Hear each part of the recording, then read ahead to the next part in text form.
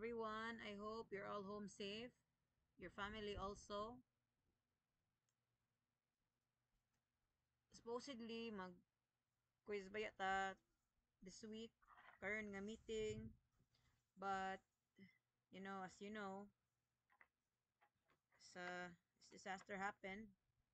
So, kani kay the last tutorial nga akong gihimo, many of you said nga hinay kayong volume and it's still not an excuse nga di mo go out of your way and study the topic kay pa naman mo mga basic ni pero kay mag-quiz man mo supposedly and I also don't want nga man ng mga zero sad mo sa inyong quiz.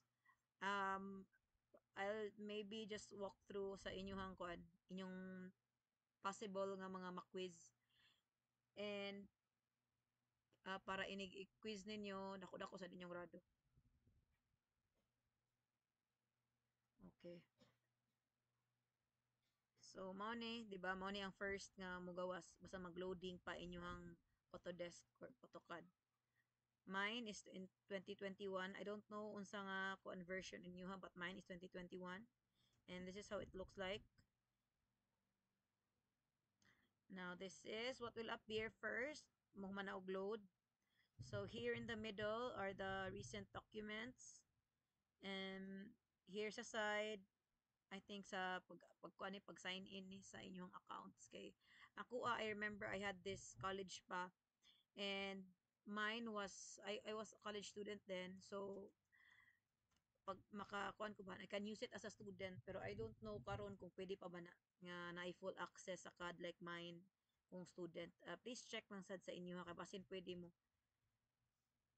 And then here sa left side would be your start drawing. Here na yung mga files before, also I mean below that na open files, open a sheet set, and then very kanang below part ra aning start drawing na window kay napaning templates but we won't touch on that. Kanila sa start drawing. So this is how the start drawing appears sa 2D. Okay, let's click on that para pasugod ta.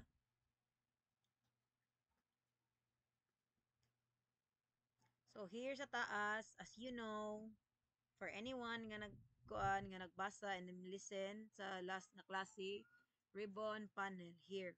This one kani sa almost everything diri sa taas. And then the first part of the ribbon panel is a draw commands. Basically, the very first tools that you use to draw. And then there's the modify. The third one is the annotation.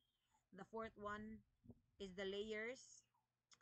And then the rest, kaning block, properties, groups, utilities, clipboards. I don't know if ma-discuss ta ni karon but let's focus on the first three. Kay mao ni ang naa sa ato ang quiz. Okay. Ang first nga command for drawing, the very basic one is the line. Syempre, maginay sugod sa tanang drawing. Some would argue nga point ang first nga sugdan. But wala may drawing nga ma-make kung point ra. So, personally, I think it's line. So, you either click on the command on the screen or the shortcut L plus enter. L and enter. Either click and then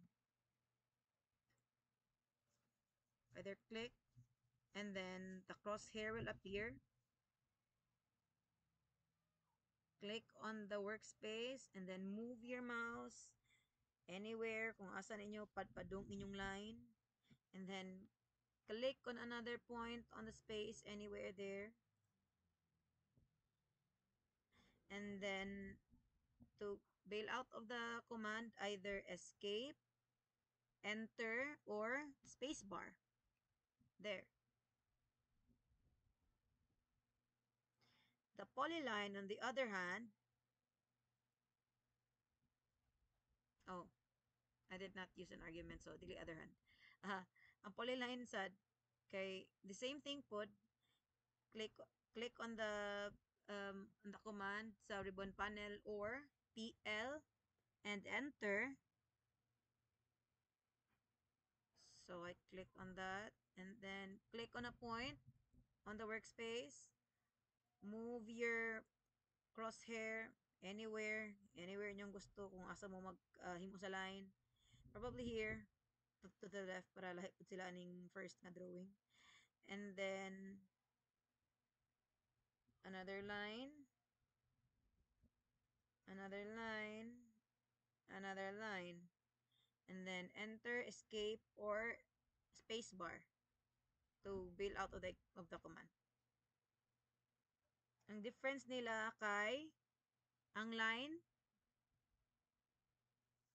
oh pa de, ako subayan ang line. Wait. So L enter for the line niya, line.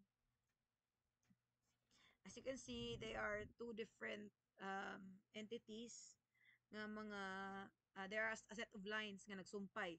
If I click on the drawing that the line command akong gigamit or any part of it, only one part of the drawing ang ma-click, which is, you know, a single line.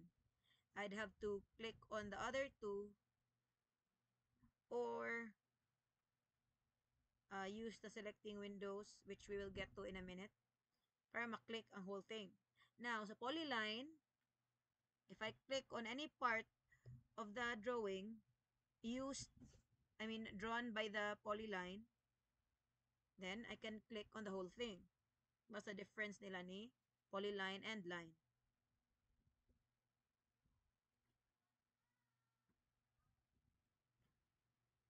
Now, let's go sa circle. Same thing. Click on the circle command on the ribbon panel or C and enter. Click on a point and then move your crosshair anywhere na inyong gusto and then type in the radius. Okay, mama nang gipangayo. See that? See the dashed yellow line? Is it brown, yellow, or orange? Diba sa this dashed line, broken line nga nagporma og radius. Kay bawo naman mo sa meaning sa radius. So there.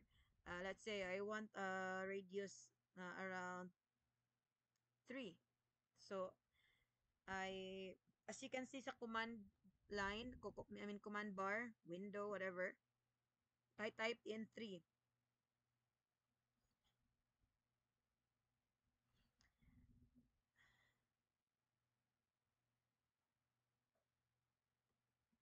Now, ato ta sa arc.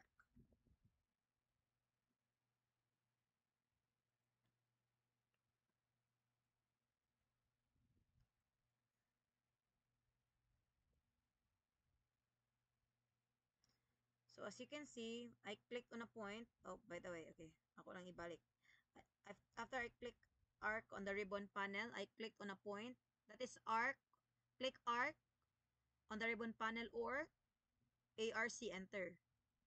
So I clicked on a point and moved my crosshair to the right. But you can move it anywhere, ha? Basta mahimo na mo arc. Pero ako nag-specify. And then on the second click, you can see now an arc that you can move to your desired form or open a C or curve. And then the command line, you can see that it's asking you to specify the point, to specify endpoint of the arc. Let's say I do 5. There.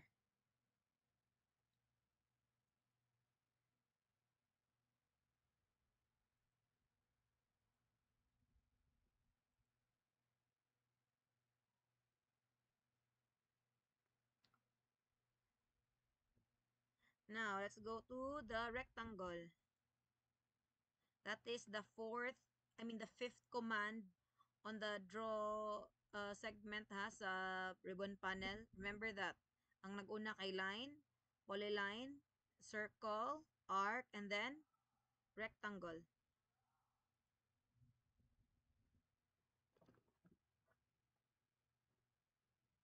As in, mo na mo ba nga, ma'am, wala lagi siya sa basic nga drawing command. Well, it's because you can just make a rectangle out of the line command or the polyline command. So, it's not basic. Ang nakanindot ng aning rectangle mismo kay kuan ra ka, mag-type in ra ka sa length and width and then enter. Compared sa line nga, you have to decide pa sa mga to, mga na. So, this one, if given na, maybe I will give you length and width. Tapos if ka na, ma-type in na ninyo kung na may length and width. And then enter or escape or space bar. I hope you know where the space bar is, ha? There. So look at the command line. So rectangle is specify other corner point or area dimension rotation. Kana, ako na ni-explain later nga nung na ni area dimension and rotation. Kung na sila, you can click on that and then mailisan ang katong original niya nga asa nga ni original niya nga length and width. Napangayo na kay dimension, ana, area, whatever. So this one, ato i-type in ang length. Let's say 10, comma. Oh, wala siya na lock. Let's see. Siguro wala ni naka F12. F12. Okay, go. Ako nang gi-click ang F12 plus, ha. So, go back to rectangle. Click on a point. There. Okay. Let's say, I want nga 10. 10 na. See this? Nag-activate siya nga kuan ni input kaning ga blue. Sa left side, sa lower left side sa crosshair. Let's say 5. Oops. Ang na-specify ra ato, di ba, enter din ako, na-specify ato kato ng 5. So, let's see the other side kung pila siya. Oh, 4 point, wait, 4 point, oh gosh, 4.250. So, di siya specific. But, katong ganina nga na ato ang na-input nga 5, oh, it's there. So, let's do another rectangle. That would be, at this time, shortcut command akong gamiton. REC, enter, click on a point, and then type in 5 for the katong i-input nga width, and then comma to go to the other side, which is the length. So, comma, and then don't be scared ha nga na ani inyong kuan, inyong kanang drawing, murag ni taas yan, murag nahimong ribbon hinoon, or a very long rectangle. Just type in kay ang beside aning 5 tanawa inyong crosshair, beside niya kay naay blue, di ba, nga nag-activate at it's asking you unsa inyo nga siya nga length, unsa inyo length iputang. So I'll go with 15. So there, you have 15 by 5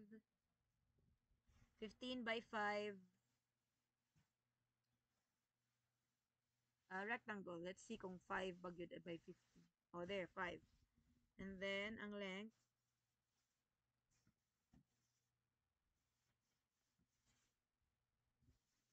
there, 15.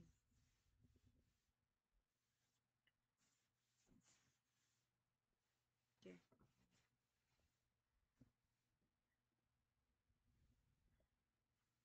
The ellipse. Okay, let's point the ellipse. I click on the ellipse. So, ang shortcut sa ellipse would be EL, enter. As you can see, below the sa lower right sa crosshair, there, I clicked on a point sa workspace, and then it's asking you to specify the endpoint of the axis. 5. I do 5. Enter. And then, again, it's asking you specify the distance to the other axis. Kay, as you know, ellipse kay ga-move na siya nga kuan nga kana it's like it's a rotation around an axis. So mag-kuan ka, mag-input ka, let's say I'll do a 7. So enter. There.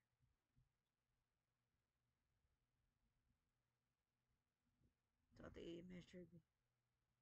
Oops.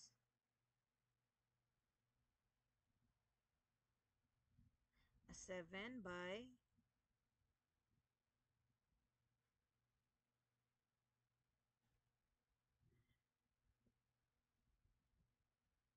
that's the other half. 7 by 5 ellipse. See that?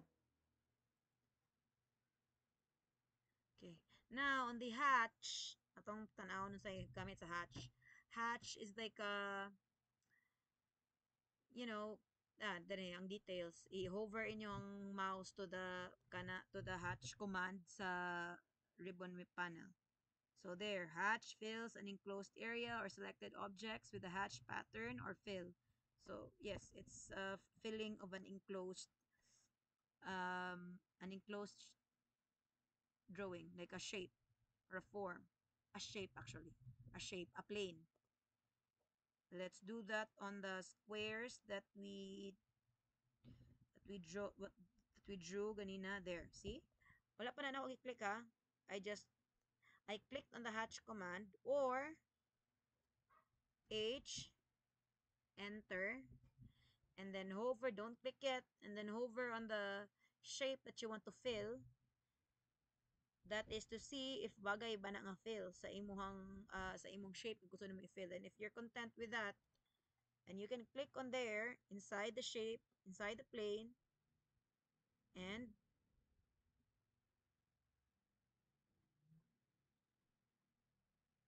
let's see kung enter. There, enter.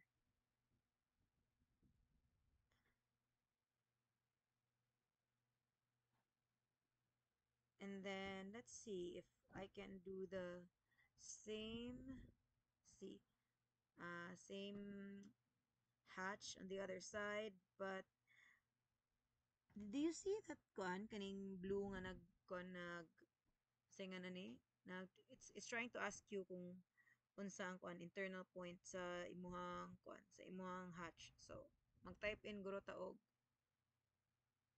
40. Oops, it cannot get determined. That one is a pass.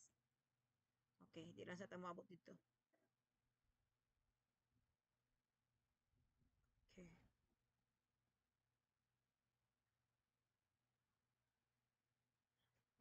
There.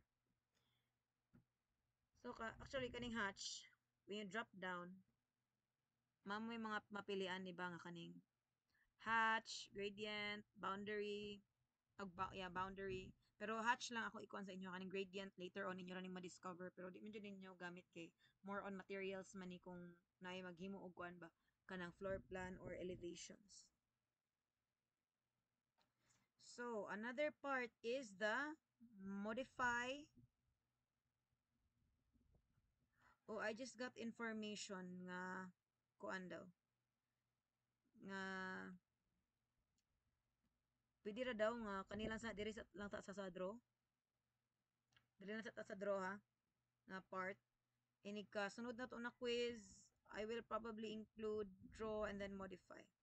But I also want you to know the kining mga parts sa may mga segments sa ribbon panel and also what this one is. This is the properties window nga mas detailed nga version aning properties din sa ribbon panel kaning upper right.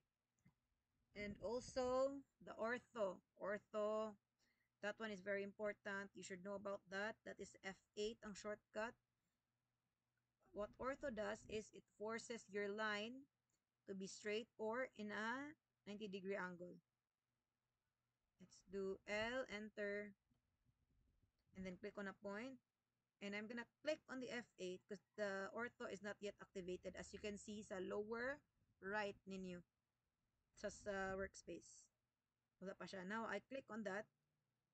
See, na-activate ang ortho sa screen. And then, regardless of where my crosshair goes, it's a straight line. Now, if I go further enough, mahimong vertical. Mahimong perpendicular sa original nga line.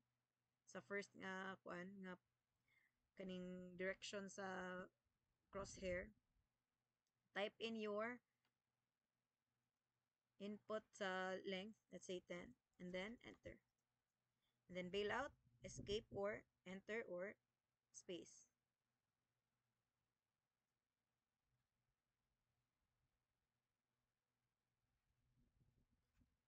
So there you go. You can okay, dimensions ako na lang sa day appeal para makatel mo kung unsa nga dimension sa inyong kuan. Dimension sa inyong so dimensions, you can click on here sa ribbon panel or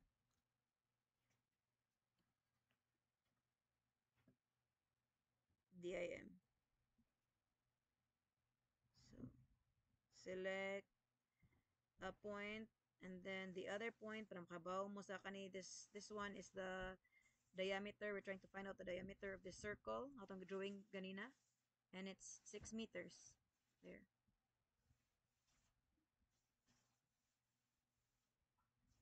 Now let's see for the square.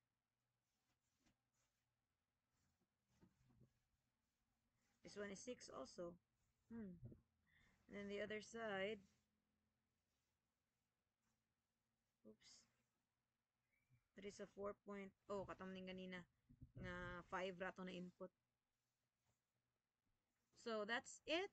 I will probably ask more regarding sa kuan sa manipulation sa mouse. Remember that also kana i-discussad ko na. I mean i-quizad ko na.